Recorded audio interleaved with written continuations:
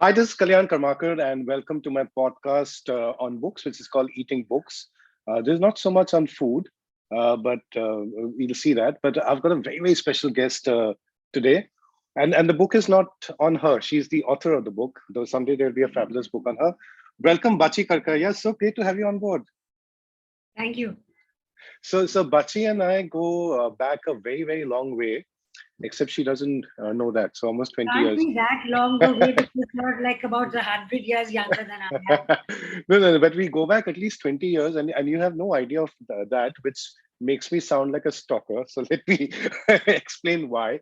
When I was new to Bombay and I was working in advertising and had a lot of time to kill in the afternoon, I think I was reading the midday, and there was a column, unless it was in the TOI, early 90s, sorry, early 2000s, where you'd written this article about Parsi moms and their sons and Bengali moms and their sons and the similarity. And about a year later, I ended up marrying a Parsi. So if the panchayat is upset about it, we know whom to blame. But Okay. absolute pleasure to have you on board. And Bachi's written this book, which is on Captain Nair, the late Captain Nair, whom most of us know perhaps as the founder and the person behind the Leela Hotel Group. But there's so much more to his story. And Bachi, the first question which I wanted to ask you was not so much about the book, but about the process of writing the book. In fact, towards the end, in the acknowledgement, you've said a very interesting line, which I found very interesting. Where you said that writing nonfiction is akin to working at an archaeological site. Did you know Captain Nair? I mean, have you ever met? No. He died in 2014. And Kalyan, actually, they had the Leela Group, the sons, had really wanted this book, for his centenary. Well, actually, Captain Nair had wanted a book for himself, and they had commissioned a writer who shall remain nameless, but who did allegedly work on the book for several years, because in fact, he had the advantage of being around, of Captain Nair being around when the book was commissioned. In fact, Captain Nair himself commissioned this writer, but this writer, for some reason, did not deliver at all. And then when the sons realized that the centenary is now upon them, which was actually on February the 9th of this year, the birth centenary. And then they came to me and in great desperation and said, "Will you do it?"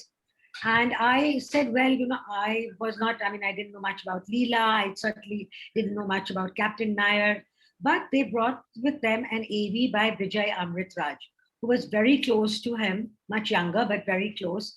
And it just stunned me because the kind of things that Vijay Amritraj told me about this book, about the man, I said, oh my God. And especially the fact that, he'd been he'd been this very poor boy in Kannur, and then he'd risen to these heights, and we know so many of these literally rags to riches stories. And but more interesting, what appealed to me directly was the fact that he was the one who had promoted Bleeding Madras. You're probably too young, but Bleeding Madras was the fabric which was the rage of the Yeah. 60s and the 70s and international rage. And like Hmm. the Guru shirt, it came Yeah. back to It is. us, via the West. And he was Yes. the man who had actually promoted it. That when this importer who had come, the textile commissioner put him in touch with Captain Nair. Captain Nair showed him this fabric, and the appeal of it was that it changes with every wash. I love that way of spinning the story. I was telling Kainaz, my wife was in But the advertising, man, that they yeah, took the weakness and made it a strength. absolutely, and he's doing that throughout, and Yeah. really he was doing it through everything. He just took this weakness and he turned it, I mean, this weakness and turned it into a strength. So And I must say that I did try to choose a shirt which bleeds a bit of color, though these Fab India shirts don't bleed as much colors as it did 15, 20 years back. But right, right. it was the biggest fear when we were kids and you're from Calcutta. Wrong uthe jabe, and everything else gets colored, and that's what also And happened. the thing is that everything else gets colored, but it doesn't get colored the way. bleeding Madras literally, it bleeds. And in fact, that is what, so when Brooks Brothers brought the entire consignment and it just flew off the shelves, but they forgot this crucial factor of I know, I read that in the book. wash in mild water, not with other colors. And of course, like that Peter Sellers, song about washing, colors into whites, into colors you've never seen, Yeah. So they got terribly sued. But of course, the captain said, look, I told you, it's not my fault. And in fact, they again turned it round. And so David Ogilvy, put in the line and said, guaranteed to bleed. So he really took Oh, and we have an Ogilvy girl in the other room. My wife who's with Ogilvy, Kainat Apasi, of course. So, but I just love that story of the bleeding Madras sort of anecdote, which was really amazing, and how he turned a weakness around. But from what I understand, you wrote a large part of the book actually in lockdown, in custody, in the pandemic, and you might have had to piece so many pieces of the jigsaw together to get this book. So how did you do that? Well, they did approach me one day before lockdown, and that's the only day that they could come. So they said, "Look, we are coming." So I said, but okay, before the second lockdown. The second lockdown, yeah, yes.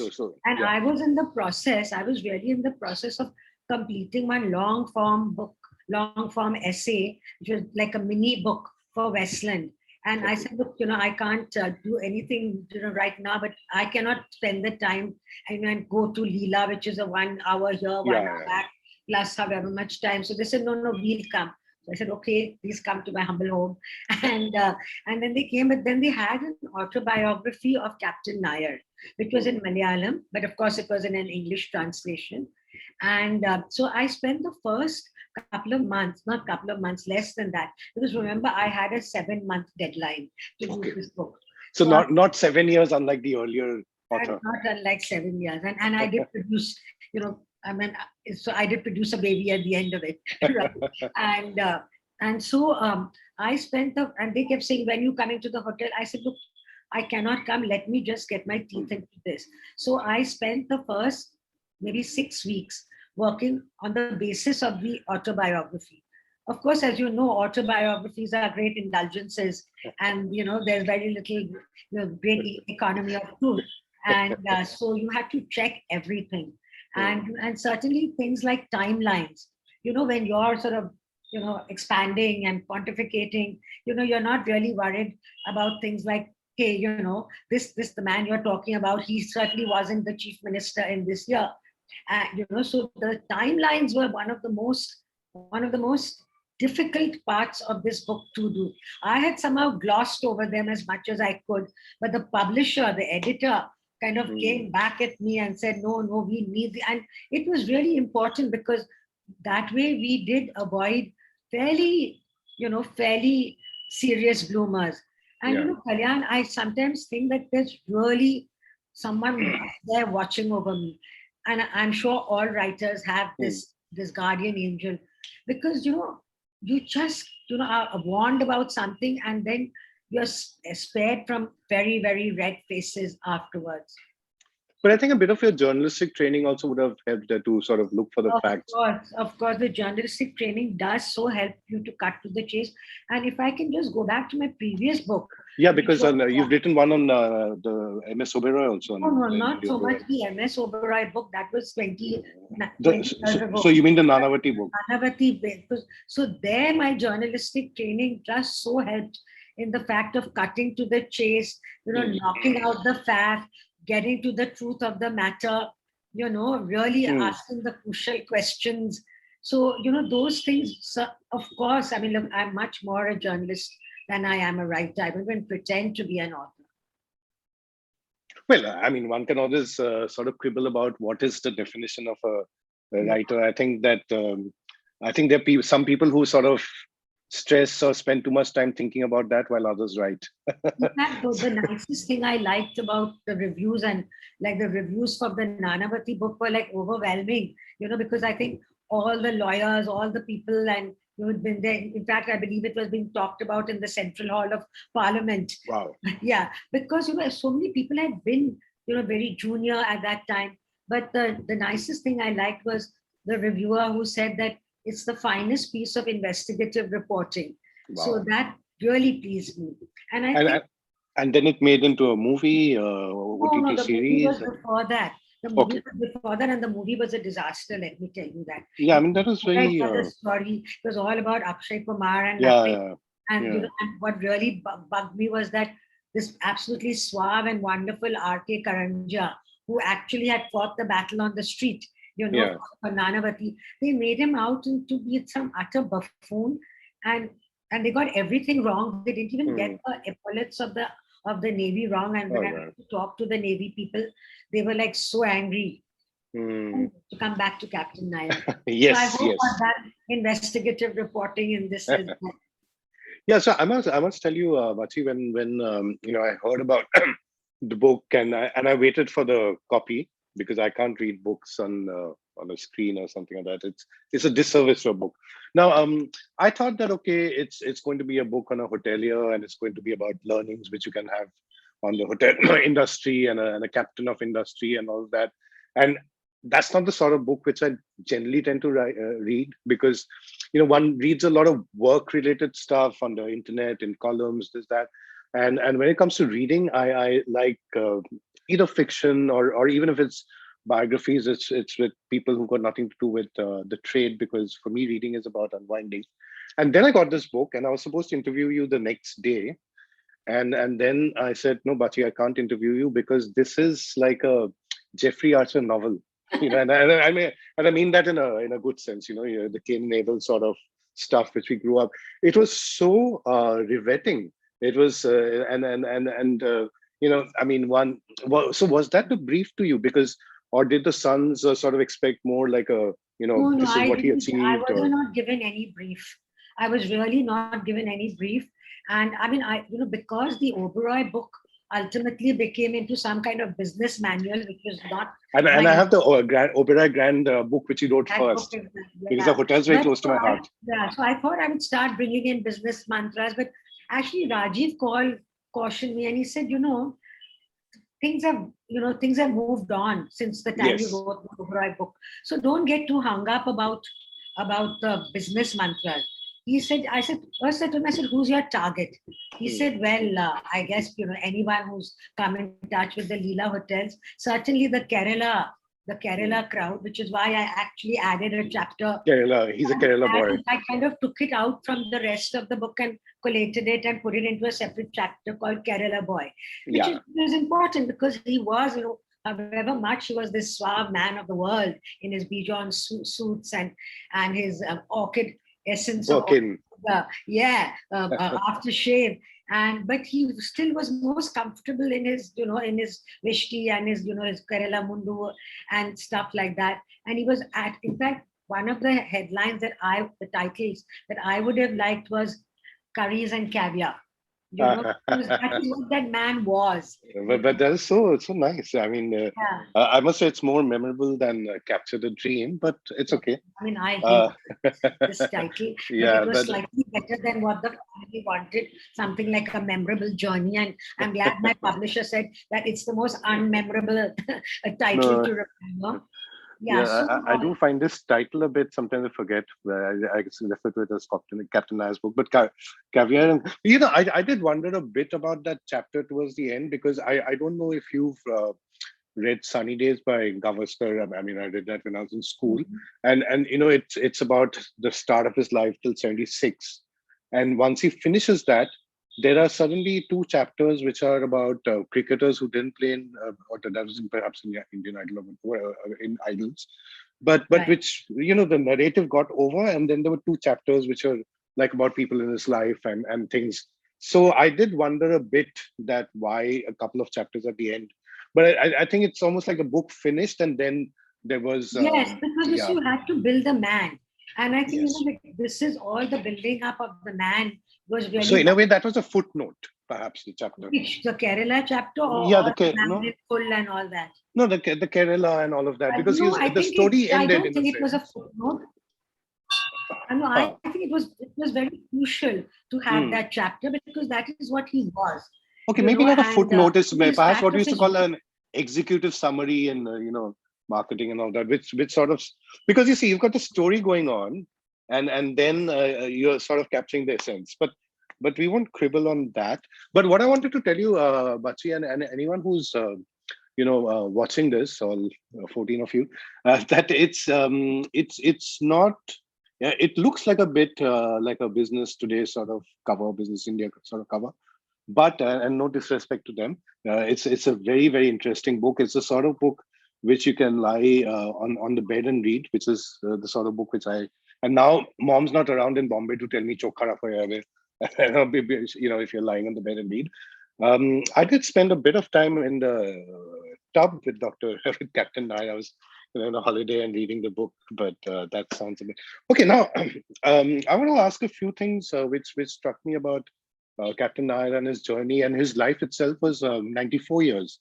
So, in a way, you have actually documented through his life a certain story of India from pre-independence to post-liberalization years. And there were a few things which struck me before because the hotel bit actually starts after about 100 pages, and when he's 65 oh years old. yes, Yeah. he So when he was 65, yes, yeah, which is when he should be he should be retiring. I mean, he should have and he retired. boots Yeah, and nowadays people want to retire when they're 40 and all that.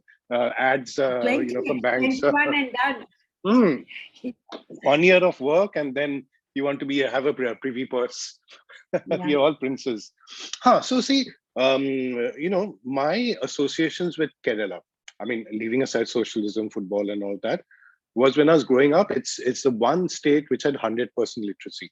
That's the thing drummed in social studies and all of that. Yeah. Then a few years back, it was this entire God's own country Right. sort of thing, visual and this. And then in the past few years, also as a food person and someone who looks at food socially, and then I did go to Kerala just before the lockdown in Christmas finally to Cochin, just thing. I saw that it's one place where at least on the surface, there seems to be a fair bit of unity. You might find a toddy shop or a beef paratha shop where there could be a Hindu, Muslim, a Christian sitting together and eating the same thing, drinking the same thing.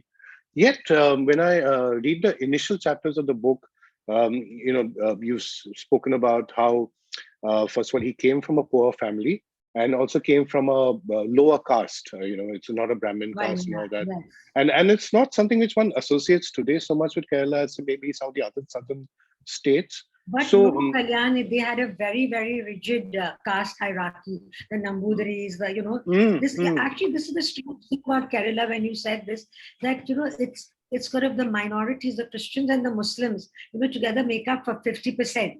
So, there is this very nice mix, but at the same time, it does not take away anything. And despite the communism, Yeah, because you are Nambudripad talking was about a that, chief and minister, I right? know that Nambudripad was a I chief remember minister. my geography teacher, Mr. Session, saying Nambu, Diri, Pad, which Yes, is yes, yes. what I mentioned. Yeah. Yeah. And the fact that how he came under this great influence of the communist leaders like A.K. Mm. Gopalan. I mean, it's amazing the panoply of people who Oh had. yeah, yeah. Again, no disservice to him, but because of the character. But when I was reading this book, I got this feel of Forrest Gump, because if you've seen the movie, Forrest Gump sort of I see.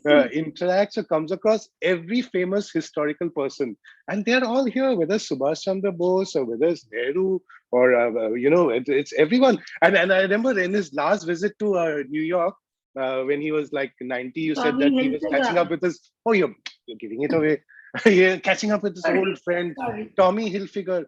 I was like, Tommy Hilfiger is something which is all on t-shirts, and that too when you're like, someone's gifting it to you, and it's actually in person, and he's sitting there and having coffee Right, with it. right. But what is the impact of someone like Nair, and the more you Captain Nair, and you spoke to people like Vijay Amritraj and his. The people who know of his journey, and at the end, you also spoke about him being a Kerala boy and how much he worked to also bring in the airport and stuff. So, what has been the impact of someone like Captain Nair in the social fabric of Kerala in terms of where it was and where it is today? Do you think that having people like him in front of them, and his example made a difference because he did touch many lives. So I was just wondering about that. Yes, oh yes, he was like considered a a really iconic figure in Hmm. Kerala. And in fact, one of his daughters-in-law, Lakshmi, said that he, first of all, he would be very, very generous to the entire extended family, and that was also a great deal due to his wife Leela. I mean, like Leela, who he named his hotels after. She was such a guiding force in his life, and he's kind of seen her as a schoolgirl, Yes. and but in Kerala, the kind of impact that he made, because he got them that airport, he got the extension of the railway station. But the point is that Kerala served him, really the worst, because I the know his hotel, hotel in Kerala yeah, hardly the was the last. Trivandrum hotel kind of caused him so much Yeah. trouble with Achyutanandan, who kind of was really a thorn in the flesh and kind of drove him pretty mad. Then Yes. Mathrubhumi kind of printed a story about how he had robbed two coconut trees, and it was ridiculous And because for someone who's planted so many trees. planted a million trees, and he's done so much. And in fact, he says it that anyone who read that story would have found it laughable. He's Yes. not so poor. But Hmm. I think, I think I kind of mentioned this because I found this just at the time of the Tokyo Olympics about this coach, and it said that, however far they travel, they still nurture the son of the soil. And we all know about the Malayali network, which Oh when we yes. were working, we used to call it the Mal net. And so the way it kind of spreads. So, there is this kind of conflicting thing, that one, that, oh, who does he think he is? And at the same time, oh my God, like he has done so much for Kerala. But then I Hmm. suppose in Kerala, everybody thinks that everybody has done so. They're a lot like the Bengalis, if I may. Oh yes. Oh yes. The chip on Actually, a our lot in shoulders. common: the communism, the rice, the Hmm. this Football. the football. Yeah, Afternoon sleep. afternoon sleep.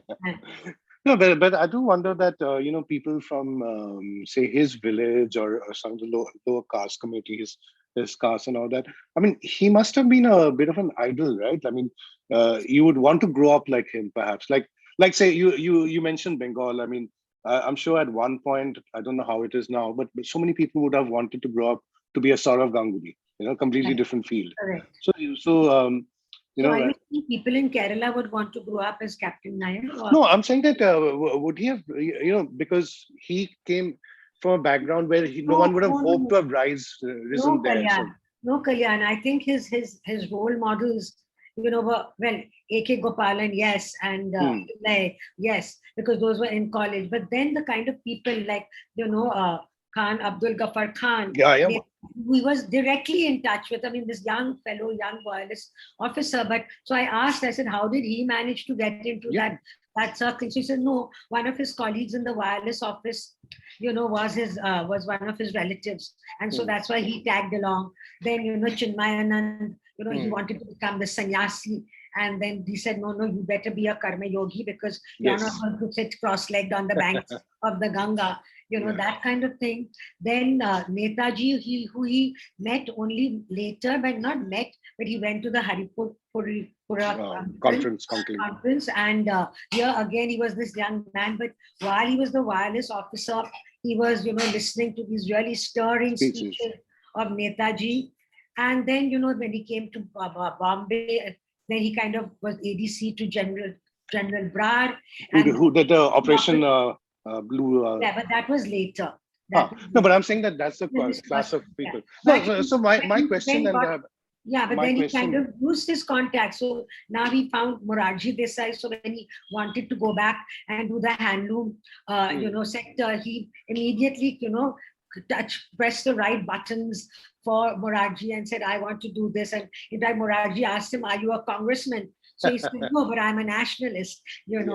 And the story that I absolutely love about his audacity is the Leela lace and how he got the machines. Because I mean, imagine, shall I say the story?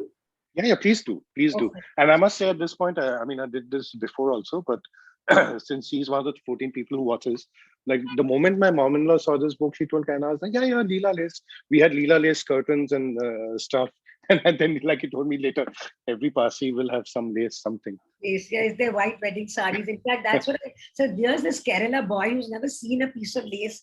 I mean, yeah, Yeah. Kerala, the nuns used to do the most exquisite lace, but I don't think, young Krishnan Nair was anywhere near that. Hmm. And his wife sees this lace for the first time on a trip to England and says, "We must make it."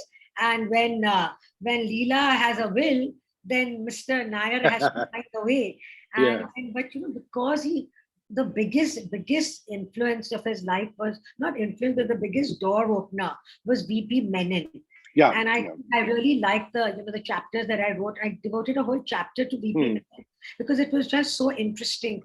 And my friend Geeta Doctor, another great writer on food, she kind of showed. I asked her because I wanted to know about Kerala food, but more than that, I sort of got this whole VP Menon insight.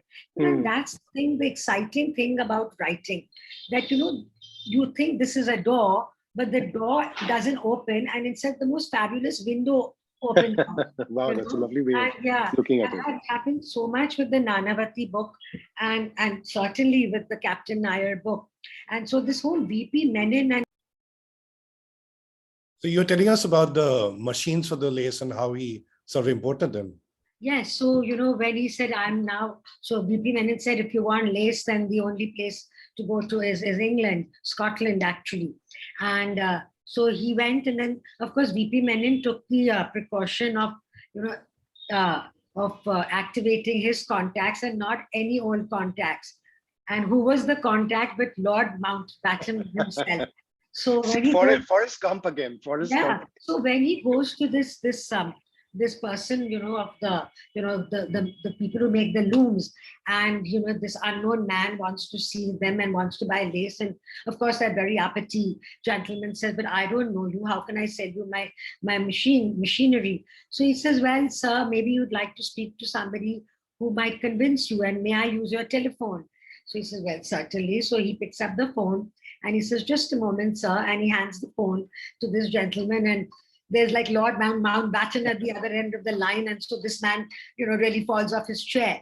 And so I think, that's the whole audacity, this whole chutzpah of this man, In fact, that's something which struck me, and I wanted to ask you about that, a lot of us sort of grew up at the time of the cusp of liberalization, so to speak, when India became liberalized, and a lot of people now have sort of grown up in that environment.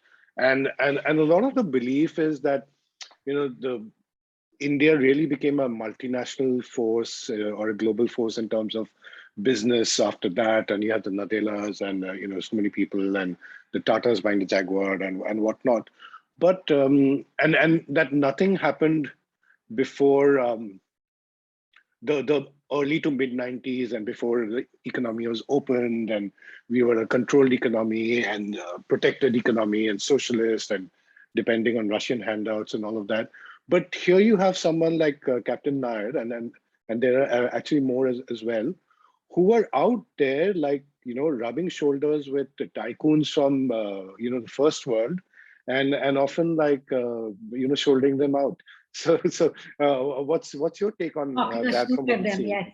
Yeah. But really, that is really so true, Kalyan, because the kind of hotels that this man built, he really kind of wanted this total, sometimes maybe a bit over the top luxury, including like the width of his toilet paper was also bigger, the pressure of his shower curtain. And I always really wonder that, where does this come from? There's a boy who's grown up in Kannur eating gruel for lunch.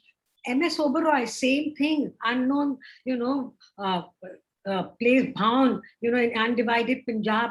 Where do they get the wherewithal to even think? I mean, okay, you bring in a lot of foreign experts, you do all that, but just to make that leap of faith is like just so amazing. And so, like, even with the good thing about or the distinctive thing about Captain Nair was that he wanted to showcase India. In fact, one of the other titles which we would have also loved was for Guest and Country, because yes, he wanted to, he was flamboyant, he wanted to show himself off, but honestly and truly, he wanted to show what India could be. And he really was a person who kind of said that, look, he built his hotels modeled on the ancient heritage. Every hotel had the vibe of the state that it was in. Goa had Hampi, um, Bangalore had, the Mysore Palace. Delhi didn't have, that kind, but it had the sandstone, of Lutyens. And Udaipur, he kind of really, again, the whole Mewar culture right down to... And the fact that he greened, the area outside Sahar Airport in Mumbai, because he didn't Yeah. want people to see people sort of plucking flowers, Right, by the yes. tracks. But Yeah. that was so far-reaching. So I mean, exactly, and imagine. he just stayed the course, and he said that I want to show the ancient heritage, but with with modern systems. And I think that was his singular contribution. In addition to the greening, I mean, no other hotelier has, or industrialist has really, perhaps maybe with the exception of the Godreges, but then they were limited to Mumbai. But everywhere else, I mean, the kind of greening that this man did, and some of his loveliest stories are about, how he got plumeria. This man is driving down Brazil. He sees these plumerias, which are like a Yeah. champa, but they are in different colors. And so he scales a wall and then, goes to this completely bemused little gardener and says, look, can I? And then he hands him this $100 note in return. And every time, as his granddaughter said, we always came back with 2 suitcases full of saplings. This Samyukta Nair. Right. So this Yeah. greening was like, and I think that was perhaps his proudest, when he got Because the- even in the 60s and 70s, when India was in such a defensive position, I remember even when we were in Iran, where we lived for a couple of years before the revolution, Indians were referred to as fakirs and so on. But at that point, for him to go and get basically supply to Brooks Brothers and stay at the Waldorf Astoria. And I would really like to bring in the parallels, and that's why I'm so glad that I did the Oberoi book earlier, because it really did give me so much of depth and heft and background, and it was very much like MS Oberoi. Also, he has this courage. He fails the exam for UPSC, and then he kind of goes up to this British manager of Cecil. Shimla. Yeah, waits for him to come out for lunch, and just sort of and is very well polished and groomed. The same thing that Captain Nair does when he goes for the job to the British colonel for the army, and the fact that what I wrote in the Oberoi book, and really very much here, that when India had the image of the begging bowl, he was writing a new definition of luxury. Exactly. Both Captain Nair and MS Nair thought nothing of showing the door. MS Oberoi and Captain Nair showing the door. MS Oberoi showed the door to Sheraton because he didn't like what to be told, everything that he was being told. PL 480 was the time at that time, and really the begging bowl. And this man, dispensed with 4 seasons, because he wasn't in Goa. This man to call the shots and say you can't stay in the hotel, which was his damn hotel. Yeah. But then he learned, he learned from his daughter-in-law as the kind of understudy, and she picked up everything as to how a grand, truly global 5-star hotel should, what goes into it, the spine, the skeleton of it. And then, of course, with each hotel there was a new learning. So these are amazing stories, they really are.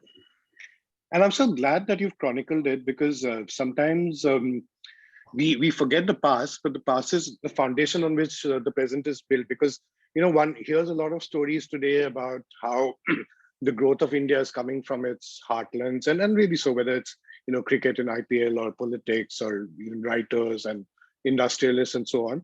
But I mean, these are the people who did it first, from deep inside Kerala, deep inside Punjab. I mean, so it's, I mean, the fact that people today are doing it is great. But I think that they also need to going against this man, just not everything possible. Internal forces, external forces. Here he's building this grand hotel in Bangalore, bigger and bigger, with more rooms than the combined room strength of the Oberois and the Taj. And people are saying, has the man gone mad? In very much the same way that Dorada Tata Sir Dorab Tata said when Oberoi bid for the land which was still under the sea, and he said, Rai Bahadur, have you gone mad?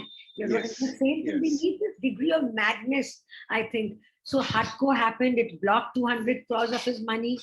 Everyone begged of him to cut down on Bangalore. Instead, he added more rooms.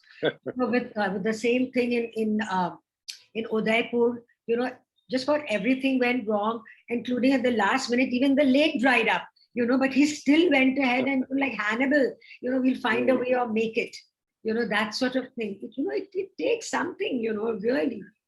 It also takes something to start at 65 to, you know, create a hotel empire like that. So what's your take on that? I mean, what was going on in his mind then? Yeah, sure. Yeah, so I was saying that what possessed him at the age of 65 to, you know, start a hotel chain. I mean, and that not any hotel chain. You know, Kalyan, it's all of a piece with the India story that he wanted to write or to project. And, you know, he had seen all these luxury hotels when he used to travel in his salesman days, you know, when he had the audacity to, you know, tell Hilton, well, you know, I'm staying on, you know, I mean, not in like a Airbnb or a budget hotel. He was staying at the Hilton, Waldorf Astoria, and going to suites higher than where you had to meet people and say, "Ha, upar aa jao, upar aa jao." And tipping the bellboys and all that so that he would get the salutes and be shown. So he had no compunctions or, you know, about any of that. And then he'd been, you know, seeing these fabulous hotels and he said, I must do something like this. And he was nurturing this dream for a long time. And once again, Leela, you know, they had got this bungalow in when they wanted to start the factory. And so they had got this old Keku Gandhi's bungalow really. And it in was Andheri. Yeah, it was in the village, I mean, at that time, but then the international hotel came up there. And Leela, the wife, you know, looks out of a window and sees this line of dusty taxis, you know, heading towards the airport. And she says, airport, international airport, how can there not be an international hotel? And then, so this man, you know, moves heaven and earth, defies Antole, who's sitting on the files because he's, well, you know, there are always these hotel stories. You know, that, the other hotels are kind of, you know, sabotaged. Yeah, even Taj Calcutta had its. Taj Calcutta, and I mean, that was I remember once chatting with Camellia Punjabi and. That's the story I broke, Kalyan. Let me tell you that. Wow. I mean, and you were in Calcutta then? Yeah, I was in the Statesman. Everyone was writing this story from the environment that, the zoo hotel will come. And it we were in yeah. But then I will, again, with my journalistic training, asked the next question. And I said, which are these migratory birds which are going to get affected? And they said, oh, well, not the ones which will boost and not the ones which will come through here and not. Anjali, please don't make this noise. Yeah. And so when I told her, I said, please, no cooker, no mixer. And she's rattling. No, I remember the first time I did a live recording years back. Our cook, and I told her, you now be in that corner, don't come anywhere near. And she decided to make mutton. And with the pressure going every 30 seconds, I was like, oh, God. But yeah, anyway, that's the story of our age. It is the story of our age, yeah. And work from home, I think, has made everyone accept it. Yes, absolutely. So you were telling us about Leela. Then I decided this story, and I came back to my editor and I said, "I'm sorry, but this is not an environment story. It's a kind of a corporate style." Yeah. And I kind of went ahead and I did it. It was called Zoo Hotel Controversy, strictly for the birds. And I will also tell you, show off a bit and trademark Bachi Karkaria. This was put, you know, as part of when the cases were being fought, and they put it as part of the evidence in court. And the judge said, you know, this is a journalist who I greatly respect. And he did take it on board because I was doing a lot of local stories in the Statesman at that time.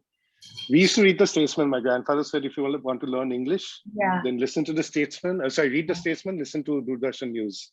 Yeah. And really so that was the thing that, he just sort of said that, no, I will, stay this course. And he managed it. No, the story has a slightly... Sorry, about the Sahar Hotel. Was that so Antole was kind of sitting on the file saying no urban land ceiling. But the point was that Urban Land Ceiling Act was not applying to hotels. And but once again, Yeah. he got a kind of a guardian angel in Vasant Dada Patil, who was like the strong man of Bombay. And he says, "You don't worry, I will be coming to Bombay." And sure enough, Antule got into his whole thing because of the cement scandal, and he had to leave. And when his hotel got built, the same thing, even while it was being built, he was in Delhi, and the Indian Express carried a story saying the 17 rules are being broken by the government for the Nair's hotel. And again, all hell broke loose in Parliament.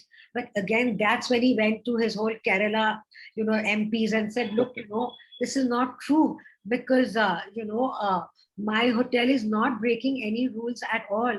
And it was the same with the Oberoi Hotel, where they said, "Oh, it will come in the flight path of the birds," and there were so many bigger towers in the vicinity. So these are gorgeous stories. I mean, that's what makes your book. And chatpata. Chatpata, yes, chatpata, as Shobha put it. She did it. Okay, I found another very interesting thing about this book, that the fact that it's real life at the end of it. So it doesn't end the way a Hindi film would, perhaps maybe a bit more like, say, a British film would, because there's this entire build up of Leela and all the the things, and then all the palaces which he did, and all the things which he surmounted, and then finally it all imploded, right? I mean, eventually, like you kept referring to it at various points, and finally the debt sort of this thing. Yeah, and until that was part, classic Bachi again. But it's sort of imploded. It reminded me a lot of like India's 2007 World Cup campaign, where or was it 2003, where we lost in the finals. So what's your take on that? I mean, you've been commissioned to write the story of someone. So I mean, you would want to show the person in all glory, and then the end is not so glorious from a rational point of view. That's the truth, right, Kalyan? Yeah. So what's your take on that? What's your take on that? A halo is really the last accessory you should have with the biography. Yeah. And and also the families, also sort of the way they handled it and moved on. Yes, was and a learning. everybody knows that the Leela Hotel Group had to be sold to Brookfield. So there was no way that you could gloss over it. And of course, it took me a lot of, a challenge for me to write the whole thing of the EBITDA and, the Excel sheets and how it kind of worked out. And it was, a combination of external and internal factors. They were going well. They had issued these foreign currency convertible bonds.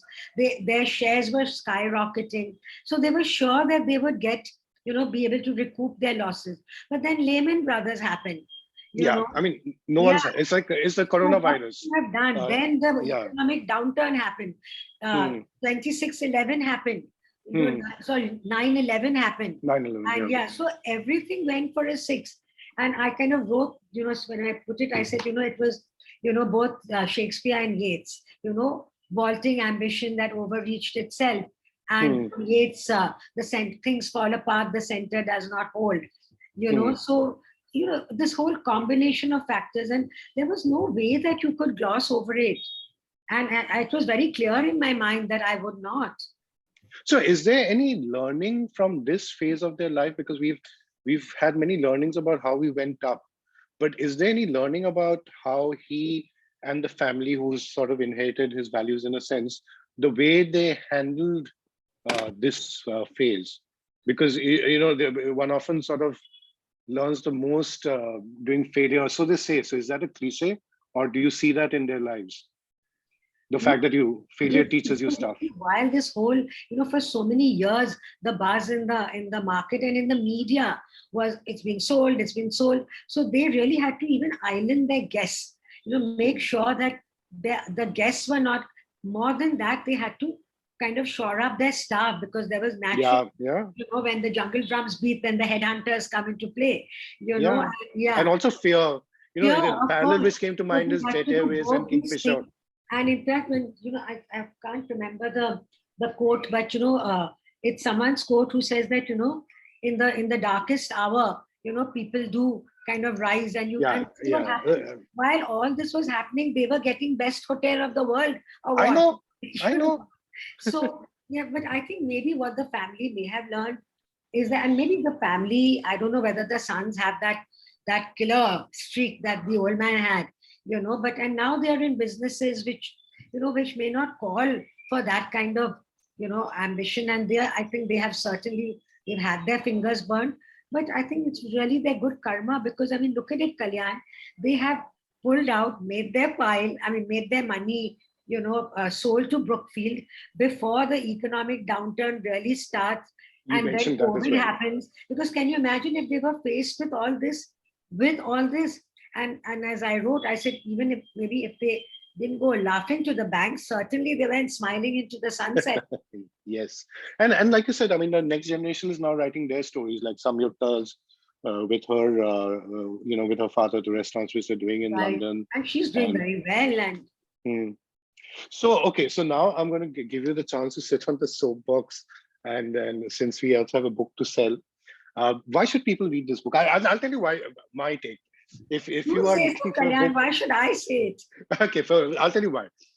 If you first of all are the sort who likes to lie down in a couch or maybe soak in a tub, okay, that's a bit this thing, and read a book, I think this is it. It's really interesting. It's more like a Jeffrey Archer novel than a real life, but it's real life, which makes it astonishing. It also tells us stories about different facets of our country before independence, after independence, and also parts of the country which are not that spoken of because we are a more north-dominated narrative, and there's a story from the south. It also is of interest to people who follow economics, politics, and yet without it being really heavy and boring. And it's probably the only hardcover which I've carried with me during a travel and not regretted it also. So it's really a page turner, but it's real life. But yeah, so that's what I feel. And how do you feel about having written this book? In the middle of lockdown, and I feel really very good because with the because it's not a quickie. It may have been written in 7 months, but that's the way I work. I mean, Nanavati case I didn't even have a basis of a autobiography. I did that in 1 year, and nobody can deny the research that went into that book. And really dense. And in a judicial thing, you have to be very careful about libel and really to know, those judgments. I mean, that kind of I had to really steel myself because the stories of Nanavati and the court and Lucy Karanja and Karl Khandalawala, they were all fantastic. But if I had not had the rigor, the journalistic rigor, and for this I must really, really still remember my first boss, Khushwant Singh, who just taught you to ask the next question, to walk the extra mile, who gave you that confidence when you were just a trainee and gave you cover stories, and you had to work to sort of live up to it. So, if I had not had that rigor and gone to those judgments, I would have still gone to that same old cliche, the unmitigated villain, the unalloyed hero, the poor hypnotized wife. And, my Nanavati book upturns all those cliches. So in the same way here, I mean, if I had not got into, I could have just written, I had 7 months. I mean, the Nairs wanted a book. I could have done it. But I've done all the research into Kerala history, into our own Indian history, the time of the freedom struggle, the Congress, conferences, VP Menon, the colorful characters of the past. And then even the whole business stories, Hatco, Lehman Brothers, those are not, I'm not a business writer, but I think you take each book as a challenge for something where you learn something new. And I think that is where I approach every project of mine. Maybe not, I mean, it may sound very pompous, but certainly if there was no learning in it, I would not be interested. And I always tell the journalist class, which classes, the media classes that I teach, that, the day you stop learning is the day that you can just stop giving up this job. Because the most wonderful thing about a journalist job is that there is a learning every day. And there's a learning from a huge cast of characters. You'll be at the Raj Bhavan in the in the morning and in the slum in the afternoon. So I think that is what has kept me going. And these are fabulous stories. I love this Tom Wolfe quote, which I Yeah. had at the time of the Nanavati book, was that it says that the trouble with fiction is that it has to be plausible. But I think writing non-fiction is to try to make it plausible, because the twists and turns in this story are unbelievable. My first WhatsApp to you after I read this, started reading this book, and I said that, look, I need to push this interview. Is all of this real? Yeah, yeah. Well, thank you so much, Bachi, for writing this book and for introducing Captain Nair to so many of us, and going beyond maybe what could have been a whole hotel, or maybe a fabric or a lace to this thing. And also thank you for this lovely masterclass on writing and journalism at the end, which I know I'm going to cherish, and I'm sure many of our readers. So thank you, Bachi. Folks, this is the book, Capture the Dream, and you'll get it in bookshops, but online is, I think, easier and simpler. But go out there and read it, and don't think of it as a business book or a biology or a hotel book. If you're looking at something which to sort of rev up your reading genes again, reading the same DNA, then this could do it. You're Thank very you. kind, Kalyan. Thank you very much. Absolute pleasure. Thank you. Thank you so much. Bye. Bye.